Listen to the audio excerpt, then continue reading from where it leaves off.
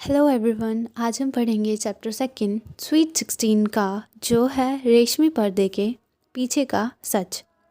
रेशमी पर्दे पर कतानियत के चित्र देखते हुए दिन गुजर रहे थे।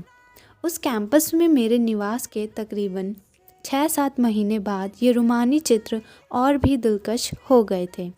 नया साल दस्तक दे रहा था और सारा कैंपस इस नए साल के स्वागत के लिए मचल रहा था। बंटी और संजू, जो पिछले 2-3 दिन से कहीं बाहर गई थी, वो वापस आ गई थी। जाते वक्त मैंने उनसे पूछा था कि वो कहाँ जा रही हैं, तो उन्होंने कहा था कि कुछ फ्रेंड्स के साथ घूमने की ट्रिप है और वे नए साल के आने से पहले आ जाएंगी। बंटी और संजू के आने से कैंपस के इस माहौल में 4 चांद लग गए थे। मैं बंटी और संजू दोनों के साथ ही रोमानियत का खेल खेल रहा था, पर मेरी पहली पसंद संजू ही थी। इसकी वजह शायद यह थी कि संजू ही वो पहली लड़की थी जिसने मुझे जिस्मानी सुख दिया था और मैं उसे ही पहला लव लेटर लिखने वाली अनजान स्वीट 16 समझता था। हम तीनों जब भी कभी इकट्ठा होते तो हमने कभी भी अपनी बातों से ये जाहिर नहीं होने दिया कि हम सिर्फ दोस्त नहीं रहे, बल्कि दोस्ती की सारी हदें लांघ कर बड़ी बेबाकी से हम बिस्तरी कर रहे हैं। जबकि बंटी समझती थी कि संजू सिर्फ मेरी दोस्त है और यही गलतफहमी संजू को भी थी। और मैं उन दोनों खिलती कलियों की खुशबू से कुछ यूँ तरबतर था कि मुझे ना अपना होश था ना दीन दुनिया का। वो 30 दिसंबर की बेहद ठंड वाली शाम थी जब बंटी और संजू मेरे फ्लैट में आ गई थी। आज दोनों ने बिल्कुल एक जैसे कपड़े पहने हुए थे, मरून कलर के स्वेटर और कार्बन कलर की जीन्स। यहाँ तक उनके दूधिया पाँव में बिल्कुल एक जैसे वाइट शूज़ थे। मैं उन्हें देखकर अभी इसी सोच में था कि अगर आज मौका मिले तो मुझे किसके साथ वक्त बिताना चाहिए कि तभी संजू बोल उठी, कुणाल, हमने कल का प्लान थोड़ा चेंज कर दिया है। उसकी बात को मैं समझ नहीं पाया और मेरी ये नासमझी मेरी आंखों में देखकर बंटी ने संजू की बात का अर्थ कुछ यूँ बताया, कुणाल, हमने सोचा है कि हम न्यू ईयर सेलिब्रेशन इस भीड़ भाड़ से दूर कहीं शांत जगह पर करें। हाँ कुणाल, इसलिए हम कल शाम अमोली के पास एक फार्म हाउस पर चलेंगे और वहीं होगा अपना न्यू ईयर सेलिब्रेशन, संजू ने कहा। पर यहाँ जो कैंपस में तैयारी हुई है वो, मैंने अपनी दुविधा बताई। अरे हम केवल 3 ही तो यहाँ से जा रहे हैं, बाकी लोग तो यहीं सेलिब्रेशन करेंगे, संजू ने हंसते हुए कहा। तो ठीक है कुणाल, बंटी ने कहा, कल शाम तुम तैयार रहना, थोड़ा स्मार्ट बनकर। अभी हम जाते हैं, हमें कुछ तैयारियां करनी हैं।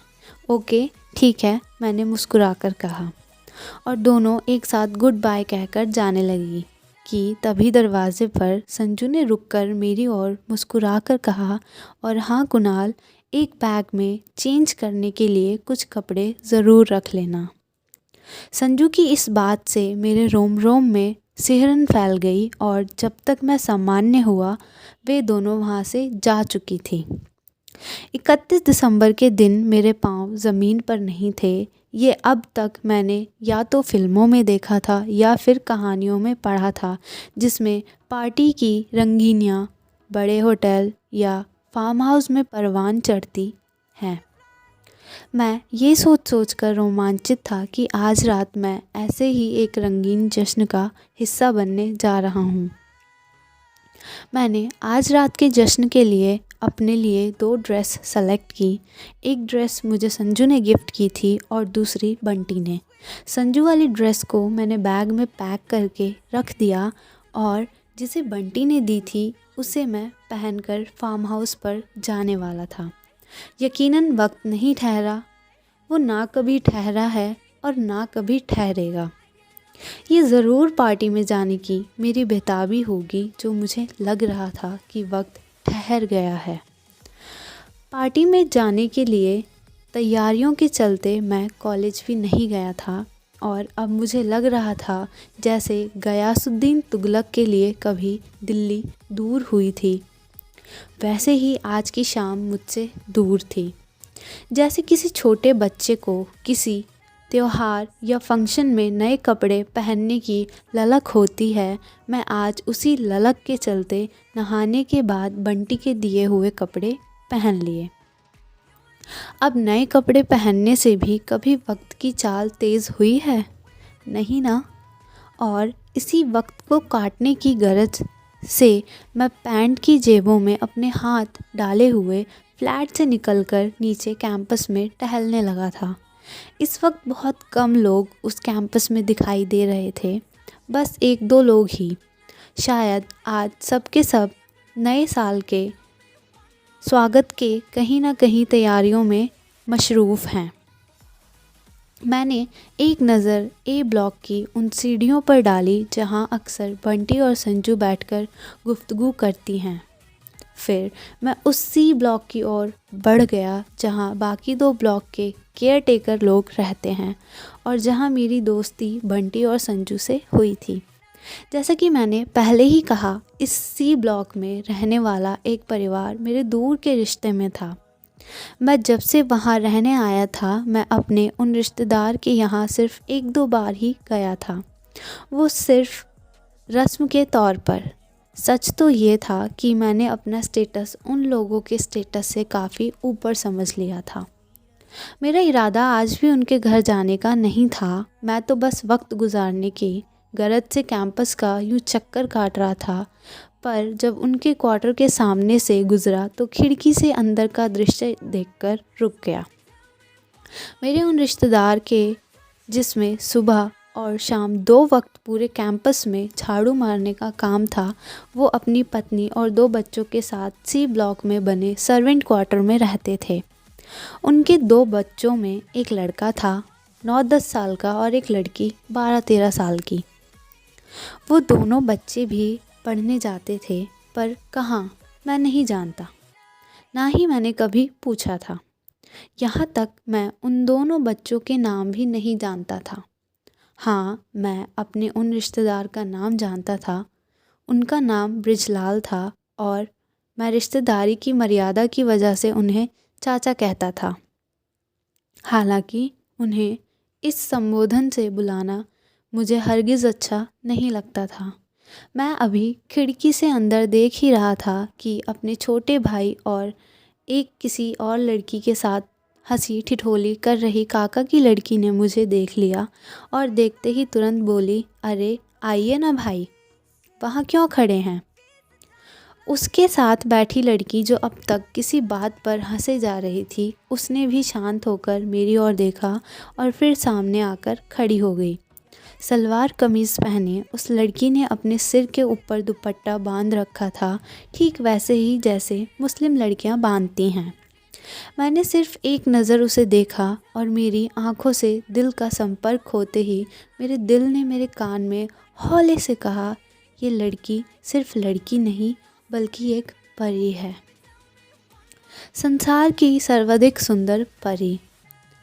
अगरचे उसका रंग सांवला था, हो सकता था मैं उस समय चाचा की लड़की को नहीं फिर कभी कहकर वहाँ से चला जाता, पर सिर पर हिजाब बांधे उस लड़की की नाव सी आँखों ने मुझे उस क्वार्टर के अंदर आने पर मजबूर कर दिया। उन आँखों को देखकर मेरे दिल ने सोचा, ये आँखें झील भी हैं और ये आँखें नाव भी हैं। मैं इन झील सी गहरी आँखों में अगर डूबने भी लगा तो ये नाव सी आँखें मुझे ज़रूर बचा लेंगी। वो दोशीजा हर ज़ाकिये से यकता थी। किसी अंदाज में उसकी उम्र संजू और बंटी से ज़्यादा ना थी। मेरे चाचा का लड़का मेरे लिए पानी लेने चला गया। ज़रूर मेरे चाची ने उसे अच्छे संस्कार दिए थे। भाई बैठिए ना। मेरे चाचा की लड़की ने कमरे के कोने में रखी प्लास्टिक की कुर्सी को अपने दुपट्टे से साफ़ करके मेरे बैठने के लिए रख दिया। कुर्सी पर बैठते हुए मैंने एक गहरी नज़र उस परी पर डाली। मेरे चाचा की लड़की ने उस लड़की को मेरा देखना देख लिया, इसलिए वो उसका परिचय मुझसे कराने के अंदाज में बोली, भाई ये लवी दौरी है। मैं इनसे ही अपनी पढ़ाई के प्रॉब्लम डिस्कस करती हूँ। फिर वो उस लड़की जिसका नाम उसने लवी बताया था उससे कहा, दीदी आप भी बैठिए, हम चाय लेकर आते हैं। आहा कविता। लवी उसी चारपाई पर बैठते हुए बोली, जिस पर वो कुछ देर पहले बैठकर मेरे चाचा के बच्चों से हंस हंस कर बातें कर रही थी। तभी मेरे चाचा का लड़का पानी लेकर आया। मुझे देखकर वो क्वार्टर से बाहर चला गया। शायद उसने अपने कुछ हम उम्र लड़कों को खेलते देख लिया था। पानी का एक घूंट भरकर मैंने उस परी के जानिब देखा और मुझे अपनी ओर देखते पाकर वो बोली, आप सही सोच रहे हैं, मैं मुस्लिम हूँ और मेरा नाम लुबना है और लवी मेरा निकनेम है। शायद उसके सिर पर बंधे हिजाब टाइप दुपट्टे और कविता द्वारा उसका नाम लवी बताए जाने से उसने अंदाज़ा लगाया होगा कि मैं उसे लेकर कुछ न कुछ दुविधा में ज़रूर हूँ। पर वो ये नहीं जानती थी कि वो इतनी खूबसूरत थी कि जब वो सामने हो तो कोई भी दुविधा किसी को भी हो सकती है। जी, मेरा नाम कुणाल है। आप तो अभी खुद का उम्र की हैं, तो फिर आप कविता को पढ़ाई में कैसे हेल्प करती हैं? अपना नाम बताकर मैंने उससे पूछा। जी, मैं 12th में हूँ और आसानी से 8वीं स्टैंडर्ड के प्रॉब्लम्स सॉल्व कर सकती हूँ। Oh nice Lubna. आपको अगर लुबना कहने में कोई दिक्कत है तो मुझे लवी कह सकते हैं। मैं उसकी बात का कोई जवाब दे पाता उससे पहले कविता चाय लेकर आ गई थी। एक थाली में चाय के 3 कप, साथ में बिस्किट या नमकीन, कुछ भी नहीं था। चाय पीते वक्त कविता लवी से गणित की कुछ समस्याएं पूछती रही और वो बड़ी सरलता से उन्हें सॉल्व करती रही। मैं खामोशी से चाय पीता रहा। मेरी चाय ख़त्म हो गई और इसके साथ ही लवी उठकर खड़ी होते हुए बोली, अच्छा कविता, अब मैं चलती हूँ, अम्मी राह देखती होंगी। तुम अपने भाई रवि के साथ शाम को घर ज़रूर आ जाना। फिर लवी अपने कंधे पर एयर बैग डालते हुए मेरी ओर हाथ जोड़कर बोली, अच्छा कुणाल जी नमस्ते, अब मैं चलती हूँ। नमस्ते, मैंने जवाब देने के साथ उठकर खड़ा हो गया। वो क्वार्टर से बाहर निकल गई और मैं दरवाजे पर खड़ा उसे जाता हुआ देखता रहा। जाते वक्त उसने कैंपस में खेल रहे चाचा के लड़के रवि का सिर अपनी नर्म उंगलियों से सहलाया। कविता चाय के कप रसोई में रखकर वापस आई तो पूछ लिया, कविता क्या आप लवी दीदी के यहाँ न्यू ईयर सेलिब्रेशन के लिए जा रही हो? हाँ, और आज सेलिब्रेशन है, डबल सेलिब्रेशन। हाँ, आज लवी दीदी का बर्थडे भी है, 16th बर्थडे।